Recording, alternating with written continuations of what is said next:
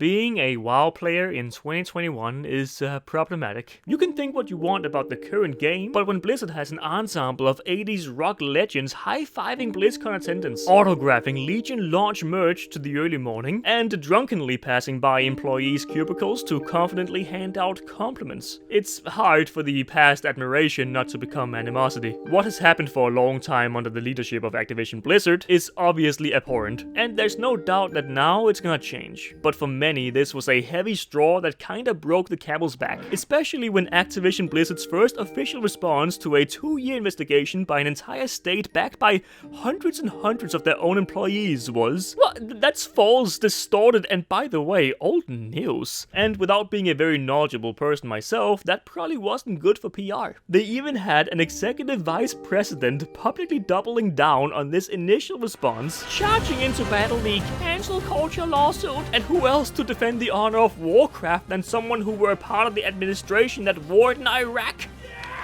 The voice of the people. And not only that, she also went on Twitter.com and saw Blizzard employees, the people working for the same company as her, who for some reason demanded some form of human response to the, mildly put, objectionable behavior at their common workplace.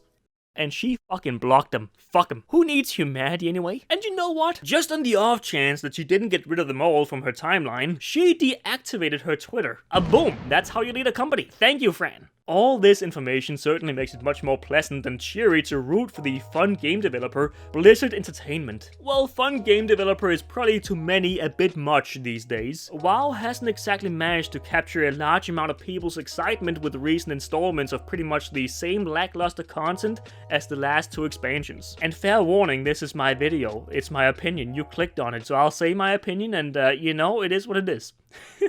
It's almost a miracle how they managed to make World Quest even more soul-draining than before, but also more pointless, which is a good thing, I guess. You can just kinda ignore it. Raiding is always solid, and grinding has always been a part of the game, but right now, there's just not anything that makes me want to grind. I see other games like Final Fantasy having very intricate housing that includes freedom to decorate as you wish with hundreds of unique items, which ends up being basically a whole style of gameplay on its own. And an engaging casino with events every 20 minutes, plus a handful of mildly amusing minigames.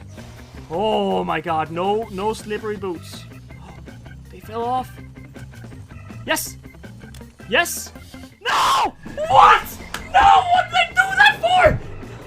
And meanwhile, we have Garrisons with the choice of where to place the blacksmith from 2014. And more recently, I guess, the Covenant Cosmetics, which, I mean, I can only speak for myself, but I don't exactly get riled up over chaining a tombstone on my back. Kinda cool, yeah? But come on, the closest thing we have to the FF Casino is the Dark Moon Fair from 2011. But hey, they later added the exhilarating roller coaster, which I don't know about you, but I often have cravings to ride. So perhaps BFA wasn't that bad. I don't want to dislike Blizzard or World of Warcraft. Of course not. I'd love it if I could join the cheerleaders declaring any criticism of the game hate bandwagoning and actually love the grind and the ideas and the direction the game has taken. But I can't, because after all, I'm a content creator, a leader of the hate mob, and we only go for the views. More of our own opinions to whatever audience will bring in the most cash. Okay, all I'm saying is that WoW could be so much more.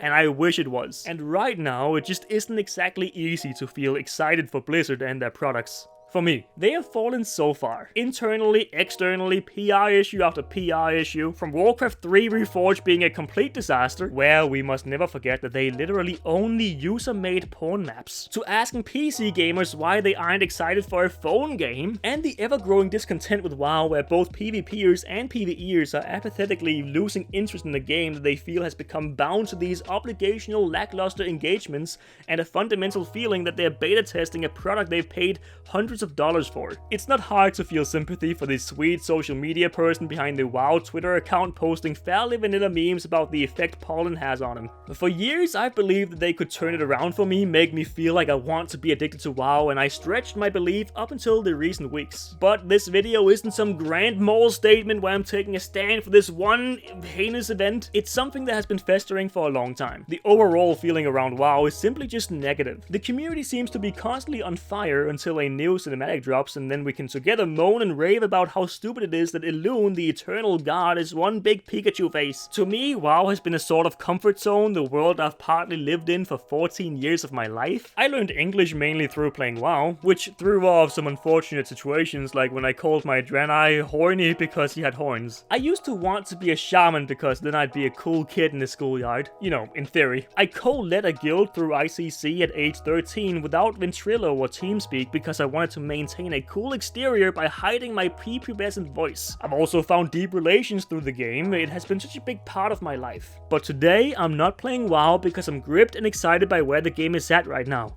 Sadly. I've stuck with it because of how attached my identity is to being a WoW player and YouTuber. So that's how I feel about WoW and Blizzard nowadays. Gravely disappointed and disgusted by the recent events, and tired of the mediocrity and lack of exciting ideas in their products. As for the future for me personally, I'll still, at the very least, sporadically play and make content on WoW. But full disclosure, if you enjoy the stuff I make, I'm gonna be trying out other styles and topics for videos. It won't all work out, it's a bit of trial and error, but I'm very excited about it and maybe also a little bit nervous. It's been long overdue. It just hasn't been healthy for my very limited creativity to stick to just one game for basically 8 years. So I'll be trying some of that. But still, here's hoping that Blizzard gets their shit together and brings new ideas to excite this filthy casual. Thanks for watching.